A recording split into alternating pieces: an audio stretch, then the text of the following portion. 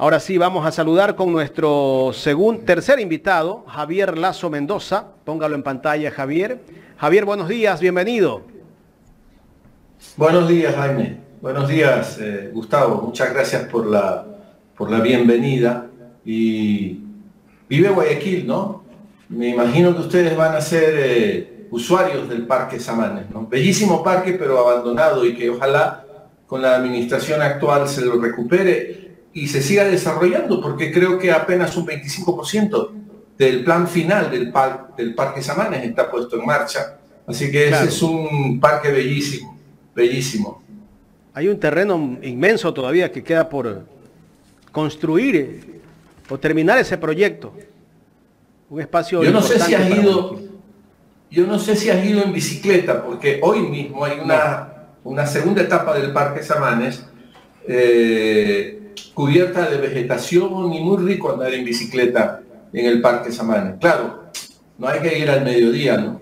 Te mueres de calor, te puedes derretir en el Parque Samanes. Pero bueno, pequeña digresión. Así es, Javier. Javier, entremos de lleno con el tema y después hablamos de otros temas, ¿te parece? Hasta las 10 tenemos tiempo porque a las 10 se te va la luz, ¿no? A las 10 se Antes me va de las 10.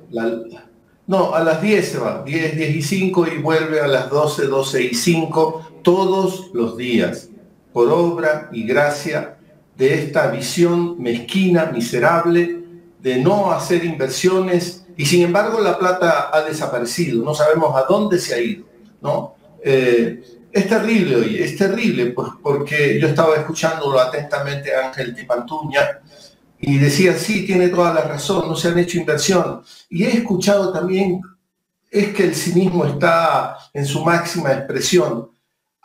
Es que las centrales hidroeléctricas no sirvieron. No sirvieron. Sirvieron y mucho. Es una estulticia, ¿no? Si yo te doy un auto, digo, chuta, le voy a regalar este auto a Jaime o a Gustavo. Bueno, ahí ustedes discuten quién se queda con el auto.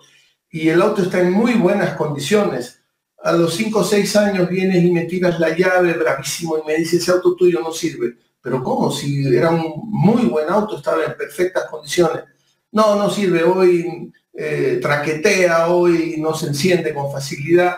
Así, y le has hecho mantenimiento. No, había que hacerle. Pero por supuesto, le cambiaste aceite, bujías, limpiaste los inyectores, cambiaste filtros. No, no hice nada de eso. Puchica. ¿Y por qué no hiciste? Porque no tenía plata. ¿Y cómo así? Pero mínimo sí podías haber invertido en el auto.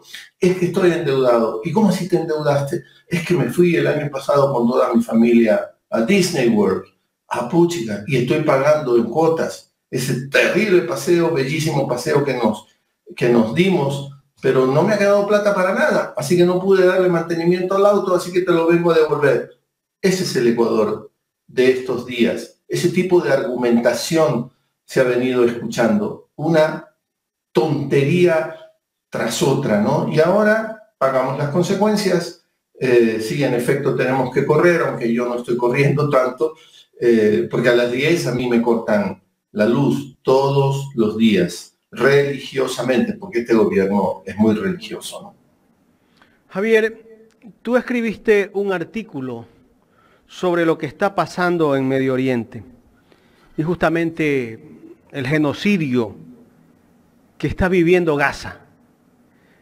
El mundo no puede callar de lo que se está viviendo en este territorio donde prácticamente Gaza se ha convertido en una cárcel al aire libre, donde esa gente no tiene agua, no tiene energía eléctrica, no tiene internet, no tiene qué comer, y están matando a los niños, a todo el pueblo de Gaza.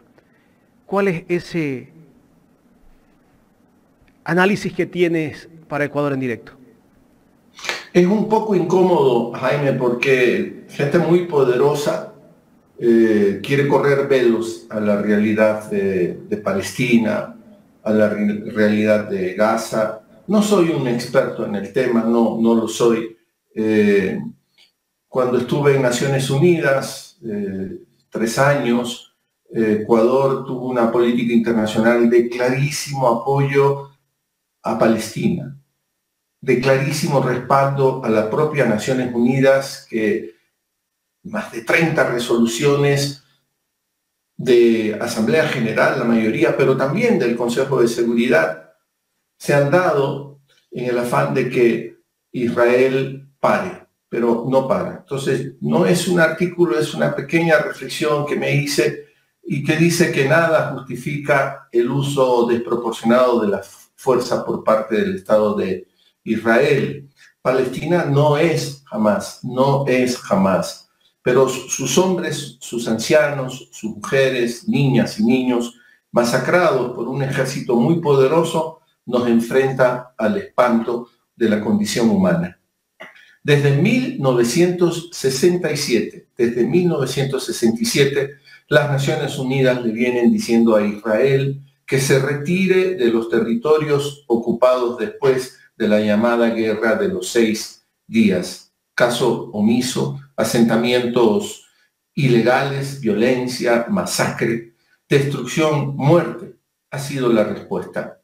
La paz en Medio Oriente es compleja, como procurar la paz en cualquier espacio de este planeta, pero niños y niñas asesinados, mutilados, operados sin anestesia, crueldad llevada a extremos insospechados que destruyen cualquier noción de humanidad, no tiene nada que ver con esta ceguera.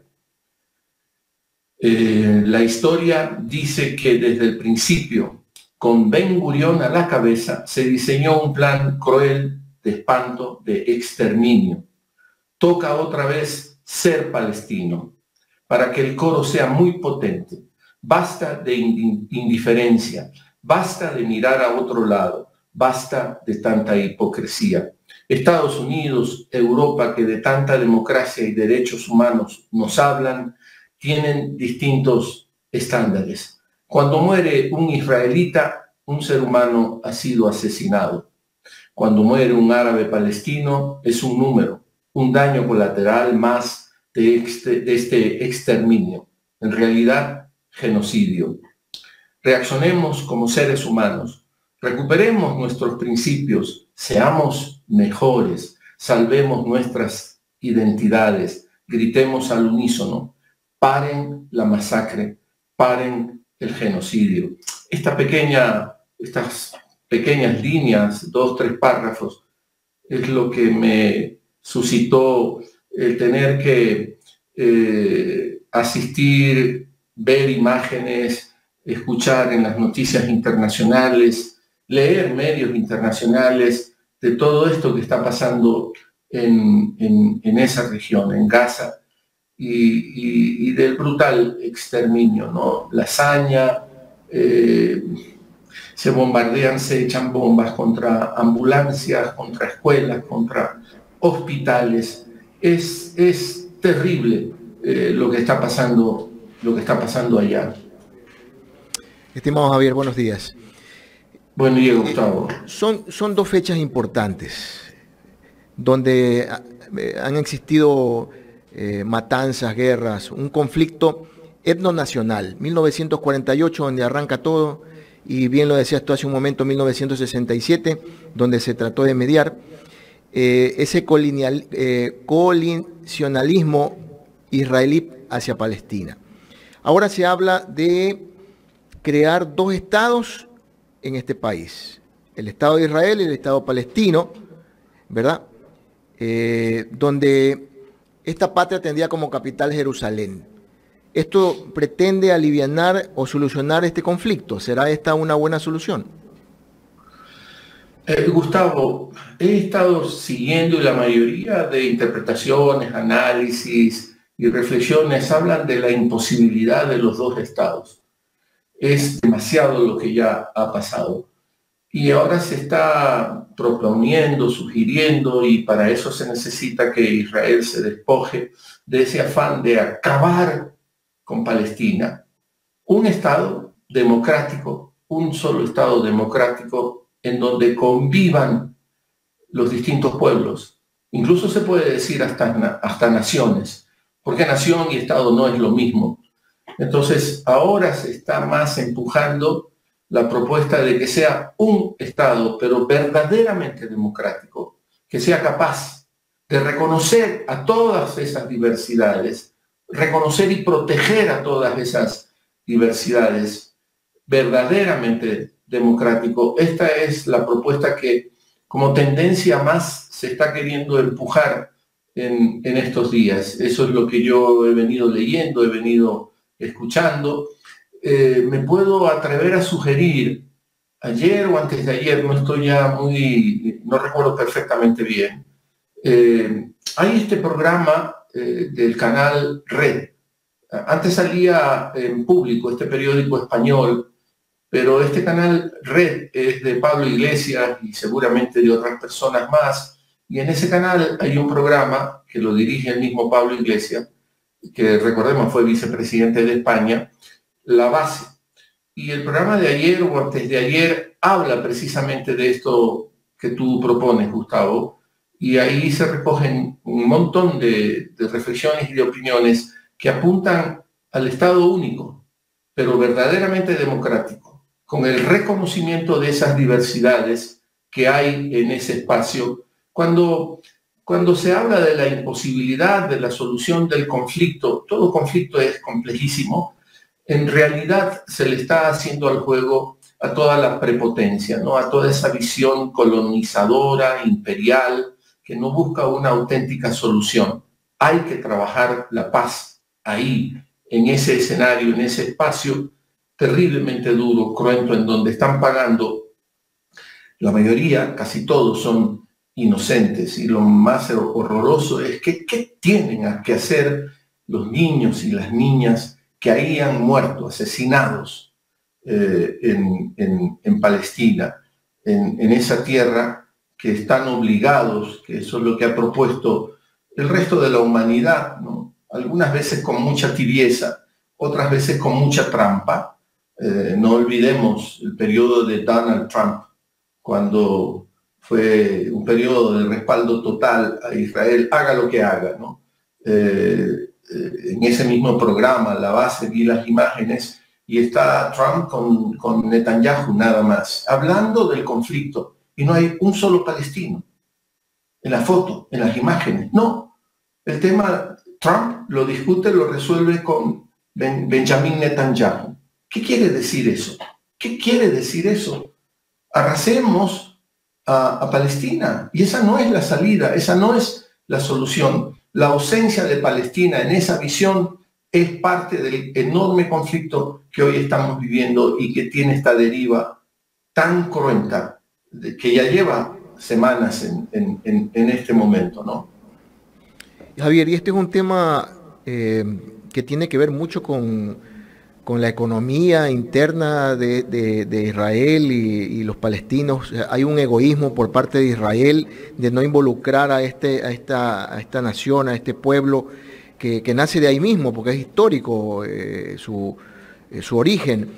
Inclusive tú hacías referencia a este programa de Pablo Iglesias, La Base, yo también lo pude ver ayer, y ellos hacían un símil con el apartheid de Sudáfrica, en el que ahí precisamente se veía cómo en Sudáfrica los blancos se vieron obligados a aceptar a su economía a la población negra, acabando de esa manera con el apartheid.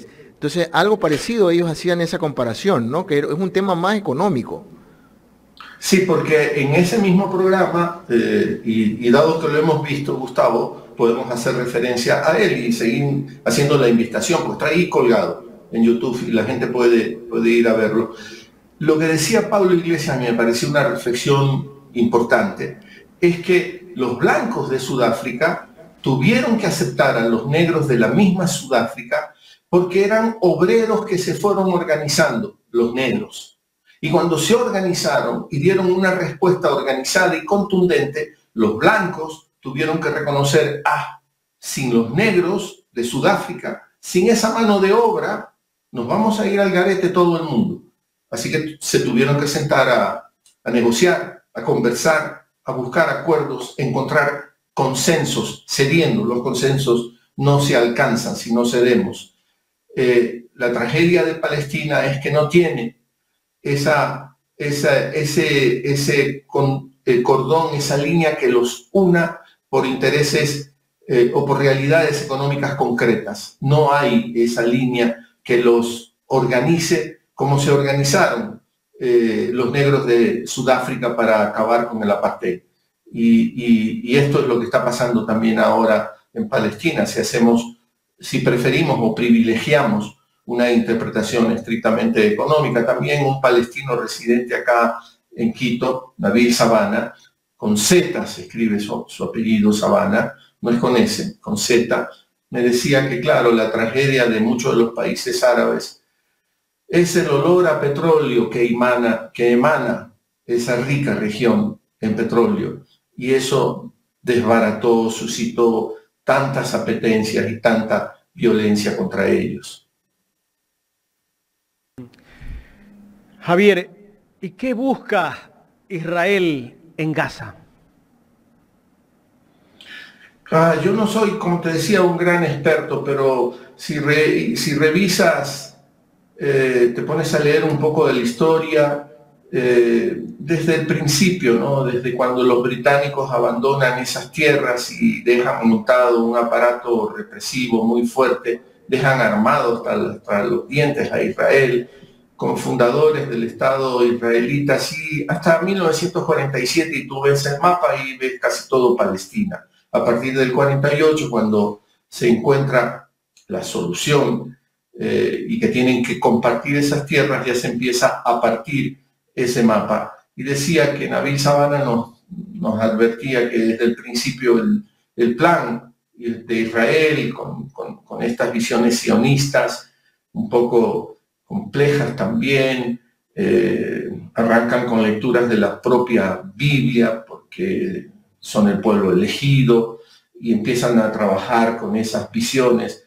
Es terrible, y son paradojas espantosas, pues porque realmente antisemita se podría decir que eran los nazis, pues, también con esas visiones de ser los puros, los arios, y los demás no valíamos, porque éramos todos impuros, éramos unos mestizos, ya nos habíamos mezclado. Y entonces el exterminio, ¿no? Probablemente busca acabar con todo lo que huela a Palestina, ¿no? Es terrible, y yo quiero dar como un salto, si me lo permites, Jaime y Gustavo, porque estas visiones tan maniqueas, tan perversas, que también pueden arrancar de ciertas lecturas equivocadas, los exégetas nos obligarían a hacer lecturas más complejas, reconociendo lo que hay entre líneas y los matices, pero estas lecturas perversas de buenos y malos me permiten dar un salto al Ecuador, porque yo he visto en algunos canales digitales como el de ustedes, por ejemplo, a un economista que lo he visto circular y tiene total derecho, no digo que sea una persona tonta, tiene buenos argumentos, Osvaldo Landazuri. Pero yo lo recuerdo a él cuando yo todavía estaba en la televisión pública y estuvimos conversando alrededor de los grandes proyectos que se estaban haciendo en la época de los gobiernos de la Revolución Ciudadana. Y él quiso descalificar esos proyectos de centrales hidroeléctricas que demandaban enormes inversiones, diciendo que esas enormes inversiones eran necesarias porque solo con grandes inversiones se podían hacer los grandes asaltos al Estado. Es decir, ahí estaba la corrupción y por eso se hicieron esas grandes inversiones. Es terriblemente perverso reducir así las cosas, como las han venido reduciendo, ¿no? En todos estos tiempos, y ya no solo en Ecuador, en América Latina, cuando se quiere combatir al progresismo, ¿no? Ahí también, después de la Segunda Gran Guerra, en donde surge la solución de los dos estados, ahí también, después del triunfo de los aliados, y no hay que olvidar que entre los aliados estaba la Unión Soviética. Y la Unión Soviética si la historia, estos son datos que no sé si todos los historiadores, hombres y mujeres, están de acuerdo, si la historia reconoce que murieron como 40 millones de personas, o quizá más, en esa brutal guerra, los soviéticos pusieron entre 18 o más de 20 millones de personas que murieron en esa guerra. Los soviéticos detuvieron el avance de la Alemania nazi en esa Segunda Gran Guerra. Sin la presencia de los soviéticos, quién sabe si estuviéramos planteándonos una ucronía, es decir, un acontecimiento que no ocurrió realmente en la historia, pero que nos permite especular qué hubiese pasado, esa es la ucronía, si los alemanes nazis hubiesen ganado la Segunda Gran Guerra. ¿Cómo seríamos hoy? ¿De qué democracia hablaríamos hoy? Entonces, los soviéticos detienen eso, pero cuando ya pasa la guerra, se produce lo que se da en llamar la Guerra Fría, porque claro, los soviéticos también están aquí, en este baile. Y claro, estaba Stalin, frente al cual yo por lo menos no puedo intentar ningún tipo de defensa. Fue brutal el régimen de Stalin también, con persecución y desapariciones, y no cualquier número, cientos de miles en la Unión Soviética. Pero desde Estados Unidos, cuando se dan cuenta de la presencia, no es que se dan cuenta, la Unión Soviética también es triunfadora, entonces se desata esta cacería de brujas, esta persecución. Y el macartismo fue buscar comunistas por todos lados, y se persiguió muchísima gente, artistas, en la propia Hollywood, que tiene una manera particular de contar la historia, porque si yo me remito solo a lo que Hollywood ha contado sobre la Segunda Gran Guerra, casi no aparecen los soviéticos como clave en el triunfo de los aliados, pero ahí se persiguió a todo el mundo con la acusación de comunistas, y eso me hace pensar, saltando, ¿no?, dando grandes brincos, en que hoy en el Ecuador vivimos algo similar también, ¿no? Porque hoy la persecución es a los correístas, ya no a los comunistas. Bueno, los correístas también, para descalificar, pueden ser comunistas, ¿no? Pueden ser comunistas, y entonces todo lo que sea correísta hay que acabarlo, hay que aniquilarlo, y ese momento estamos viviendo, que de democrático tiene muy poco, que de derechos humanos menos todavía, porque se quiere arrasar, pasar por encima, aplastar todo lo que les parezca correísta. Entonces, para ir cerrando, para explicar, justificar estos saltos y estos paralelismos que he intentado hacer, vivimos un mundo y un momento en el planeta entero, en el Ecuador en particular, marcado por estas lecturas muy perversas maniqueas, ¿no? En donde solo allá, en la orilla del frente, están los malos, y aquí estamos los buenos, y hemos pagado muy caro con esas lecturas, ¿no? Estamos ante la fase final del actual gobierno, y el actual gobierno se cree la representación de lo bueno, y es capaz de decir cualquier cosa, por eso, porque yo soy el bueno. Está dejando un mejor país. Bueno, eso es mucho cinismo, ¿no? Terrible cinismo, ¿no? Porque ha crecido la pobreza, porque las propias estadísticas del INEC, porque, mira, ayer también leía un dato, creo que en El País de España, ¿no? La tragedia de la migración, lo que es ese paso del Darién entre Colombia y Panamá, y la estadística era horrorosa, nos interpela a América Latina. Claro, según El País, la mayor cantidad de migrantes que arriesgan todo porque luego tienen que enfrentar incluso a bandas narcotraficantes, porque esas bandas no solo trafican con droga, trafican con lo que tengan que traficar si es que les produce una ganancia económica, con lo que tengan, y con seres humanos. Y hay personas que se someten a esos riesgos, mujeres que se someten a violaciones y que son violadas.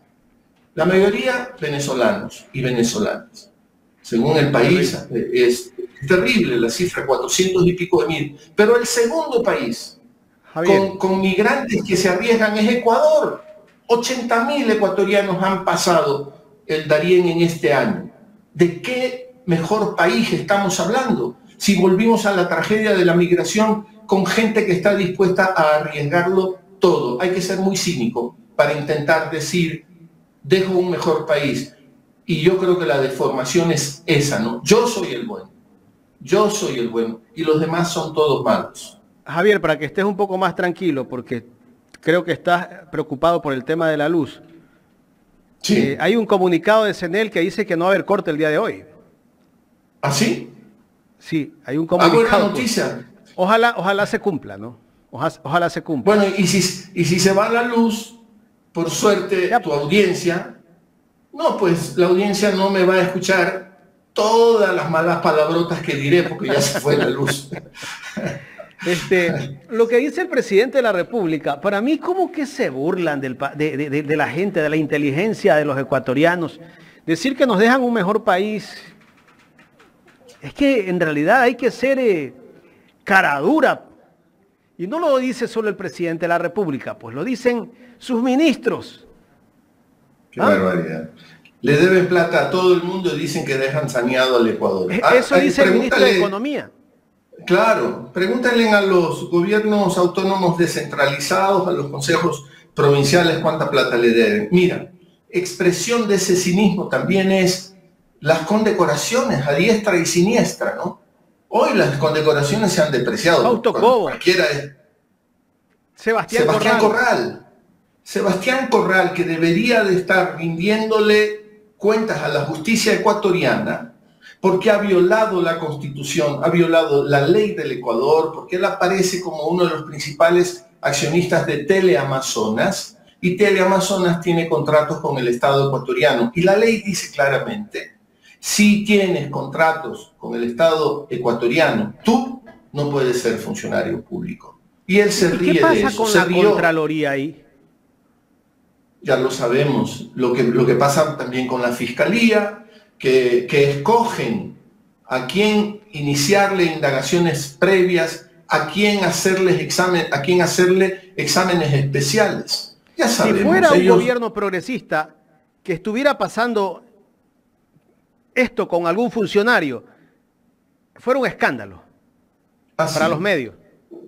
No, estaría en primera página todo eso estaría en primera página. Es lo que han hecho, porque todavía siguen haciendo eso, ¿no? Porque todavía hay mucha gente que sigue viendo Televistazo, Teleamazonas, leyendo El Universo, y claro, porque apareció en Televistazo, o porque lo dijo una linda o un lindo de Ecoavisa, debe ser verdad, porque yo vengo desayunando, almorzando y cenando desde hace 30 años con esos emisores. Entonces, han logrado. Yo creo que nos han ido ganando, sí, aunque duela, Jaime, ¿no? Claro que cosas como las tuyas, como de otras plataformas, contestan, ¿no? Contestamos. Pero, claro, no hay... Justamente hoy yo hacía un análisis con 2 reportajes que sacó anoche Ecoavisa por la presencia del presidente de la República electo, Daniel Noboa, en la ceremonia o el evento que hizo la prefectura del Guayas en el centro cívico. Y Ecoavisa fue a hacer 2 reportajes solamente para hablar del odio. Y hablaban de que Marcela Guiñaga se zafa del odio, pero titulaban como un bloque justamente dedicado a la Revolución Ciudadana, dedicado a Rafael Correa, de lo que fue en su gobierno, que él generó el odio. Ese era el término, yo creo que menos duro que pudo darle Correa a la prensa y a muchos odiadores en verdad. Pero a él le han dicho delincuente, le han dicho narcotraficante, prófugo, de todo. Y tal vez ellos esperaban que el expresidente Correa lo felicite, ¿no? Pero le dedicaron ayer 2 reportajes de 3 minutos cada uno. Imagínate, Javier. Mira, también he estado, yo no compro, lo digo francamente, ¿no? La gente tiene derecho a comprarlo, sintonizar lo que le parezca. No vamos a decirle a la gente como que si fuésemos 1984, la distopía de George Orwell, que también pensó en eso, ¿no? Que iba a haber un Estado súper controlador, otra vez ante el miedo de Stalin y la Unión Soviética, ¿no? Yo no tengo que hacer una propuesta así, vamos a controlar qué lee y qué ve la gente. No, la gente puede seguir haciéndolo, pero no compro, iba a decir la revista Vistazo, yo qué sé, desde hace cuántos añísimos no la compro, pero me mandan capturas, ¿no? Y ahora, ¿cuál es el gran reportaje en el reciente número, creo, de la revista Vistazo? Hablan de la princesa, la esposa de Daniel Noboa, que es un gran atractivo para los medios, ¿no? La princesa, la esposa de Noboa. Yo digo, esto no es violencia, esto es de una terrible violencia. El Ecuador no es una monarquía, el Ecuador es una república supuestamente democrática, con la división de poderes desde Montesquieu, para encontrar ciertos equilibrios, para que el propio poder encuentre sus contrapesos dentro del mismo poder. Pero ahora esta prensa nos habla de princesas y digo, como que si fuésemos monarquía en medio de unas realidades durísimas, de enorme pobreza, de abandono, con... ¿Cuánta gente hoy está sufriendo de dengue con el crecimiento y sin una política de salud pública que atienda todos estos problemas del Ecuador? ¿Cuántas zonas de Guayaquil, por ejemplo, ni el propio Estado puede entrar y que ahí impera la ley de las bandas delincuenciales?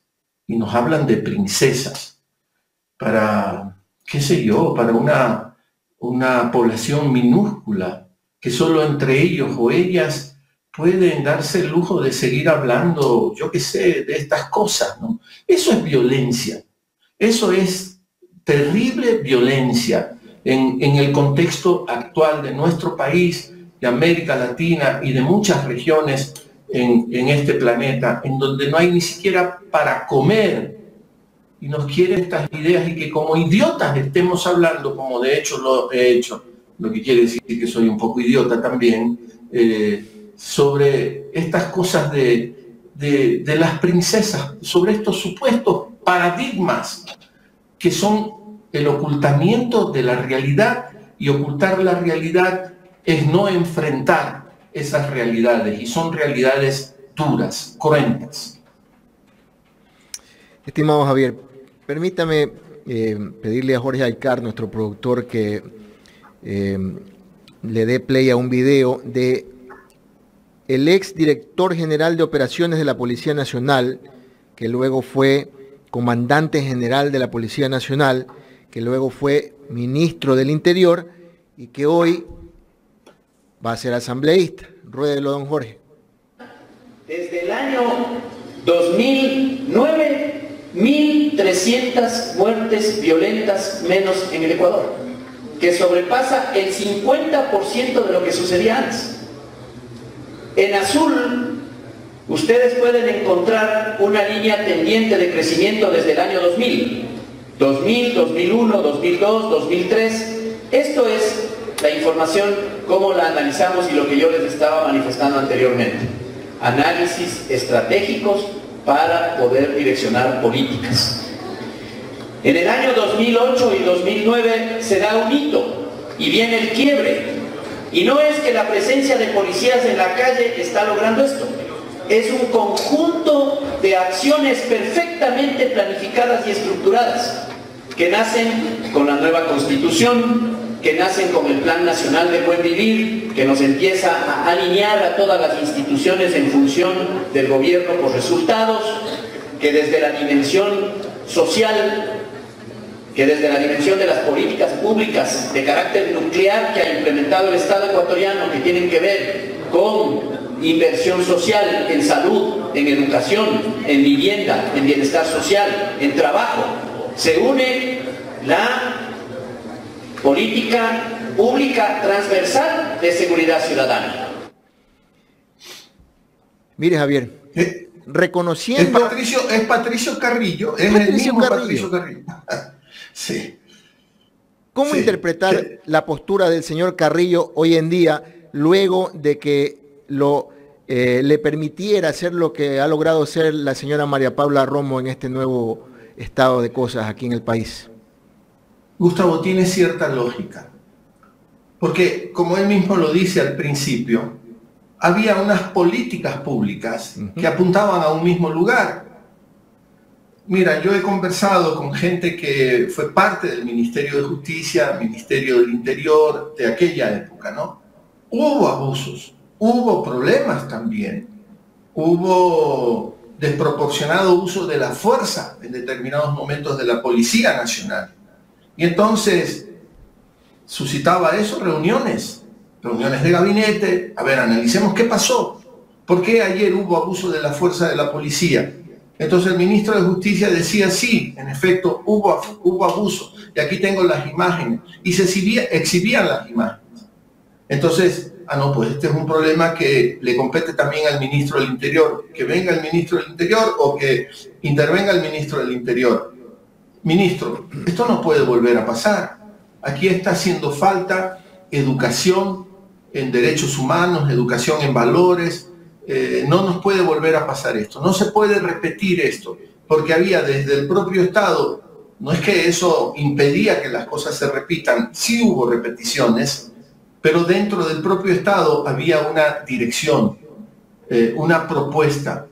Había que encontrar políticas que dentro del uso privativo de la fuerza que tiene el propio Estado a través de Fuerzas Armadas y Policía, exista la posibilidad de pasar una revisión si ese uso de la fuerza no fue desproporcionado. Y entonces lo tienes al Carrillo de esa época, hablando del gobierno por resultados, de la defensa de los derechos humanos. Y claro, cuando todo eso se elimina, porque acaban con toda esa institucionalidad, entonces tienes al Carrillo de hoy día, subordinado a una persona como María Paula Romo, que durante muchos años también fue profesora de universidades acá en Quito, en donde también hablaba de derechos humanos.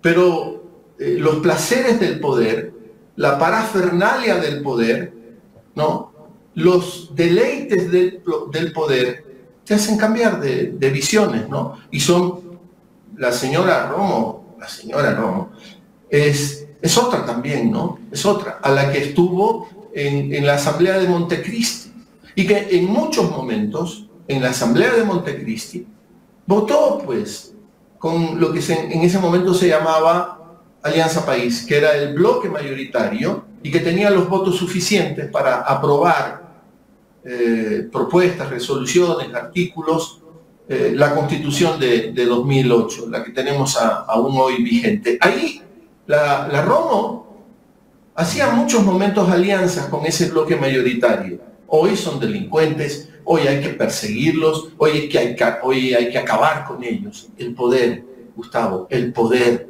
les hace tener estos comportamientos tan erráticos, tan miserables. El Carrillo de hoy no tiene nada que ver con el Carrillo de 2009, que era un Carrillo en un contexto. Y la Romo no tiene nada que ver con la Romo que era hasta 2008, que también correspondía a otro contexto. De acuerdo, Javier. Pero aquí hay una realidad. Y la realidad es que definitivamente este no es el mismo país que recibió Guillermo Lasso. Este es un país totalmente convulsionado, totalmente abandonado.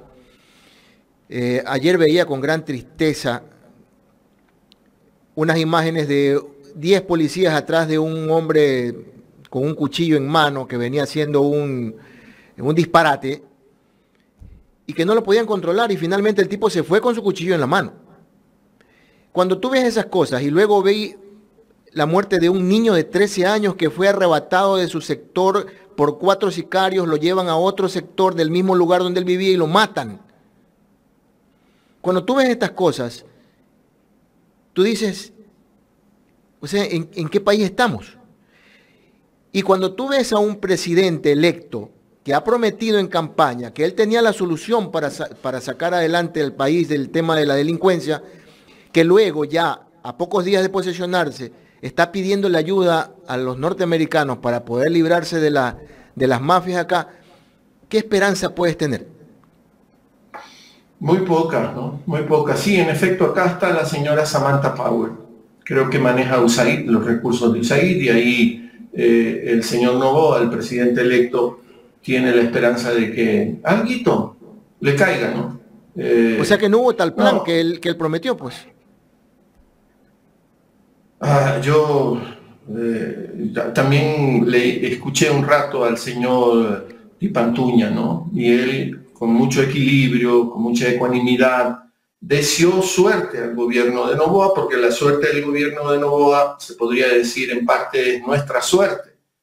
También he escuchado gente que dicen, pero ni siquiera se ha posesionado y ya ustedes están levantando críticas. Veamos qué hacen, sí, pero hay señales. Hay señales, la estructura de su gabinete, la presencia de Dajic en la primera reunión que tuvo con el presidente actual, en fin, hay señales. Hay señales de que en campaña, y a pesar de que la ley dice otra cosa, tienes que inscribir tu plan de gobierno y tienes que seguir tu plan de gobierno, porque si no, es una tomadura de pelo la inscripción que hagas de tu plan de gobierno. Pero ya estamos acostumbrados a que nos tomen el pelo y seguimos eligiendo uno tras otro. Todo este desastre de estas imágenes a las que tú has hecho referencia y que yo podría añadir con un poco de dolor, soy futbolero, las imágenes de Caviedes, ¿no? Claro, alcoholizado o bajo los efectos de alguna otra droga, y que 4 policías le entran con todo a Caviedes y que lo humillan, como que si la función de la policía para controlar el orden social supuestamente sea la de humillar a todo el mundo. Es terrible, es lo que tenemos hoy, es lo que hemos dejado de hacer. Incluso charlar con las fuerzas que tienen, como decíamos, el uso legítimo de la fuerza, charlar sobre derechos humanos, charlar sobre principios, charlar sobre cuál es el objetivo, hacia dónde va una sociedad. Pero hoy no hay esos objetivos, hoy no se habla de esas cosas, hoy hemos abandonado todo eso. Y como consecuencia de ese abandono, hoy tenemos lo que tenemos, un descontrol total, un país que ha crecido brutalmente en sus niveles de violencia, que nos ubica entre los más violentos del planeta, cuestión que no teníamos. Hablábamos de ser la isla de paz, no hace muchísimos años, pero todo este despelote, y eso tampoco hay que perderlo de vista, ¿no? Yo tengo la sensación de que todo este despelote se inició con Lenín Moreno y su brutal traición, ¿no? Lenín Moreno es un personaje realmente nefasto, ¿no? No hay peor cosa que la traición, y Lenín Moreno no tuvo ni siquiera vergüenza para ser el traidor que fue y que es, porque el estigma de traidor ahí lo tiene. Y él inició todo este camino, él inició el trujillato, y ahí tenemos las consecuencias del trujillato. Y a Trujillo hubo un sector de la sociedad ecuatoriana, de la extrema derecha, que tiene rasgos fascistas. Yo no digo que son fascistas, expresiones fascistas, por ser precisamente de extrema derecha. Querían hablarnos del santo Trujillo, ¿no? Chuta, íbamos a necesitar otra vez a un Benjamín Carrión para que escriba un libro como El Santo del Patíbulo, cuando una parte de la sociedad ecuatoriana quiso santificar a Gabriel García Moreno, ¿no? Y hubo que tener un libro como El Santo del Patíbulo de Benjamín Carrión. Ahora ya no han vuelto a hablar de San Julio César Trujillo, ¿no? Pero hubo esa extrema derecha que nos habló de la bondad del señor Trujillo. Y hoy tenemos la herencia de él, pero esta herencia nefasta, ¿no? Es como el papá que deja en herencia puras deudas. Mejor no me dejes esa herencia, ¿no? Y hemos recibido en herencia, pero es Moreno el que nos ha dejado todo esto. Con Moreno se inició todo esto, ¿no? Desbaratando todo en el Ecuador, acabando con las pocas instituciones que tenía el Ecuador. Con Moreno empezó todo esto. Y él está campante en Paraguay, sí que creo en Paraguay, protegido por la OEA, pero la OEA de Almagro, que en cierta forma es otro traidor. Anda, pregúntale a Mujica qué piensa de Almagro, que fue su ministro de Relaciones Exteriores en cierto momento, en el gobierno progresista de Mujica, que pasó cerca de 13 años en una cárcel en Montevideo, cárcel que hoy es centro comercial, ¿no? Paradojas. Sí, de acuerdo. Y escuchándolo a Javier decir que todo esto es un despelote, me acordé de la famosa frase del padre del presidente electo de Daniel Noboa, Álvaro Noboa, que decía: se armó el despelote. Se armó el despelote. No tenía equivocación alguna, ¿no? Se armó el despelote en realidad. Y está armado el despelote desde hace algún tiempo. Tuviste razón, Jaime. Ya son las 10:18 y seguimos con vida. Y ya no se fue. ¿Por qué hay luz hoy día viernes, que es un día de intensa actividad, consecuentemente de uso de energía, que hace que puedan seguir con el suministro? Están para que se distraiga la gente. No, ahí está el comunicado. Ayer, Jaime y Javier, usted veía en el noticiero de tanto de Coavisa como el de Transamazonas un reportaje sobre la situación de las hidroeléctricas, que hablaba con imágenes de archivo, sin titular archivo, que la situación no mejoraba. Y se contrapone a este comunicado oficial del Ministerio de Energía y Minas, donde ya no se cortan los racionamientos ni hoy, ni el sábado, ni el domingo. O sea, 3 días vamos a tener de libertad energética. Es que esos reportajes tienen un propósito. Sí. Seguir creando las condiciones para comprar de urgencia energía eléctrica al precio que sea. Y grandes negocios para los que están en capacidad de darnos otra vez otras formas de barcazas. Porque de ahí veníamos. Y porque por eso tuvimos que hacer inversiones en energía eléctrica, para no depender de esos chanchullos, de esos negociados. Mira, hoy no nos cortan la energía el sábado ni el domingo. Gran noticia, aplaudimos. Esto me hace pensar, en Estados Unidos todavía existe la pena de muerte, ¿no? Y sin embargo son campeones de los derechos humanos. Pero en Naciones Unidas sí hay, en las reuniones sobre derechos humanos sí puedes un poco pasarle la cuenta a Estados Unidos, aunque sea simbólicamente, ¿no? Aunque sea con un cierto valor ético, ¿no? Y no tenga el poder que tienen las resoluciones del Consejo de Seguridad, que sí son vinculantes, las de Asamblea y los otros organismos no. Haces la observación y bien puede el otro aceptarla o no, porque hoy hay un mecanismo del examen periódico universal de los derechos humanos. Naciones Unidas, que trata del tema de derechos humanos, está más en Ginebra, en Suiza, y esto me hace pensar, porque Estados Unidos, algunos estados de los Estados Unidos, tienen todavía la pena de muerte.